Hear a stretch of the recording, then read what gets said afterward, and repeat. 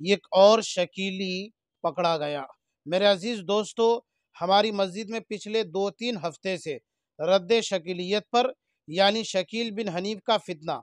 शकील बिन हनीफ कौन है, क्या दावा करता है, मुसलमानों को कैसे बहकाता है, कहाँ रहता है, कहाँ पैदा हुआ, क्या क्या उसके कारनामे हैं और आगे क्या प्लानिंग है, इस ताल्लुक़ से बितफसील आप हजरात के सामने मैंने जुमा के बयान में भी बयान किया है और फिर मुहाज़रा में भी बयान किया गया है और फिर मजलिस तफसीर कुरान मजीद में, जो कि दारुल उलूम लतीफ़ी कटिहार बिहार की मस्जिद में हर हफ्ता बुध के दिन मजलिस का इनेकाद होता है, उसमें भी ख़त्म नबूवत पर और शकील बिन हनीफ के रद्द पर इस उन्वान पर तकरीर और बहुत सारी बातें आप हजरात के सामने पेश की गई। मेरे अजीज़ दोस्तों और बुजुर्गों, ये बुनियादी बात अच्छी तरह से समझ लीजिए कि इस्लाम में दाखिल होने के लिए, ईमान में दाखिल होने के लिए इस्लाम की सारी बातों का मानना ज़रूरी है और इस्लाम से निकलने के लिए किसी एक बात का भी अगर इनकार कर दे, बंदा इस्लाम से निकल जाएगा। मिसाल के तौर पर अगर कोई पूरे कुरान को मानता है, अहादीस नबविया को मानता, नमाज को मानता, रोज़े को मानता, अल्लाह को मानता है, रसूलुल्लाह को मानता है, इन तमाम चीज़ों पर उसका अकीदा है, यकीन है, मानता है, लेकिन एक बात का इनकार करता है। वो एक बात क्या कि शकील बिन हनीफ को नबी मानता है, या दूसरे लफ्ज़ों में ये कहिए कि मोहम्मद अरबी सल्लल्लाहु अलैहि वसल्लम के बाद शकील बिन हनीफ को भी नबी मानता है, या शकील बिन हनीफ को ईसा मानता है, या शकील बिन हनीफ को मेहदी मानता है, तो वो काफिर हो जाएगा, ईमान से निकल जाएगा। क्यों निकल जाएगा? अभी मैं आपको समझाया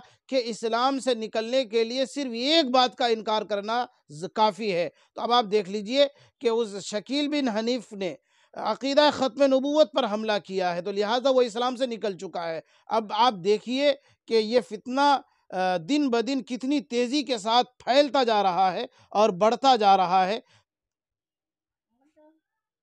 तुम्हारा कोई रोजा कबूल नहीं है, तुम्हारी कोई नमाज कबूल नहीं है, देख लो।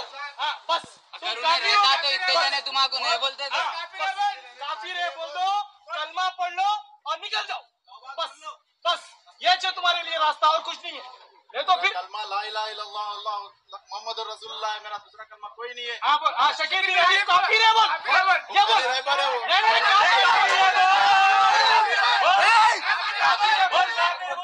हजरत देखिए, इससे जब कहा जा रहा है कि तुम ये कहो कि शकील बिन हनीफ काफिर है, ये इनकार करता जा रहा है। और देखिए इसकी दिलेरी को,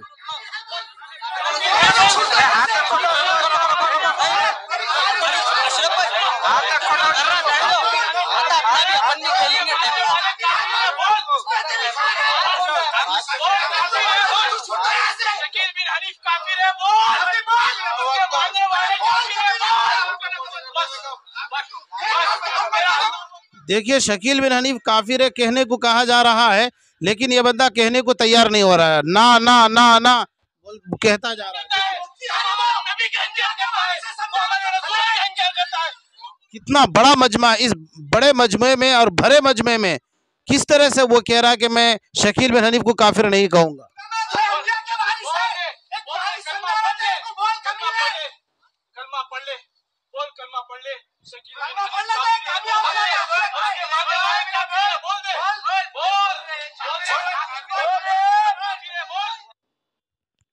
इससे कहा जा रहा है कि भाई कलमा पढ़ लो, कलमा पढ़ लो, इस्लाम में दाखिल हो जाओ, लेकिन वो इशारा कर रहा है कि ना ना नहीं पड़ेगा।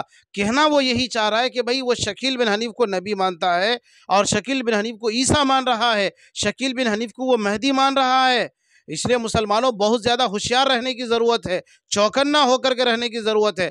और उसे ये भी कहा जा रहा है कि भाई उलमा अंबिया के वारिस हैं, तो उसका भी वो इनकार कर रहा है। क्यों? इसलिए कि शकील बिन हनीफ की सबसे पहली और बुनियादी तालीम यही होती है अपने चेले चपाटों से कि तुम लोग उलमा से, मौलवियों से, हाफिज़ों से दूर रहना।